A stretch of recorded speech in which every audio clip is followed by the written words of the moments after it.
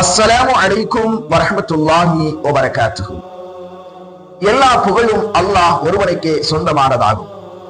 அவனது அருளும் சாந்தியும் நபிகள் நாயகம் ஸல்லல்லாஹு அலைஹி வஸல்லம் அவர்கள் மீதும் அவர்களின் வழி நடந்த முஸ்லிம்கள் அனைவர்கள் மீதும் உண்டாகட்டுமாக.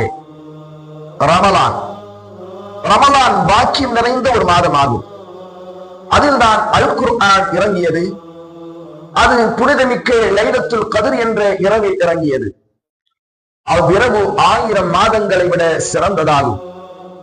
ரமலான் வந்தால் சுவனத்தின் வாயில்கள் திறக்கப்படுகின்றன, நரகத்தின் வாயில்கள் மூடப்படுகின்றன. ரமலானை நபி ஸல்லல்லாஹு அலைஹி வஸல்லம் அவர்கள் பல வருடங்கள் சந்தித்து அதன் சிறப்பையும் மகிமையையும் அறிந்து கொள்ள பல வழிமுறைகளை தனது சமுதாய மக்களுக்கு அறிமுகம் செய்துள்ளார்கள். அவற்றை ஒரு முஸ்லிம் அறிந்து செயல்படுவதால் நிச்சயமாக ரமலானின் பாக்கியத்தை அடைந்தவனாக ஆகுவான். இன்ஷா அல்லாஹ் ரமலானின் சிறப்புகளை தொடர்ந்து அறிந்து கொள்வோம். நம்மோடு இணைந்திருங்கள். வஸ்ஸலாமு அலைக்கும் வரஹ்மத்துல்லாஹி வபரகாத்துஹு.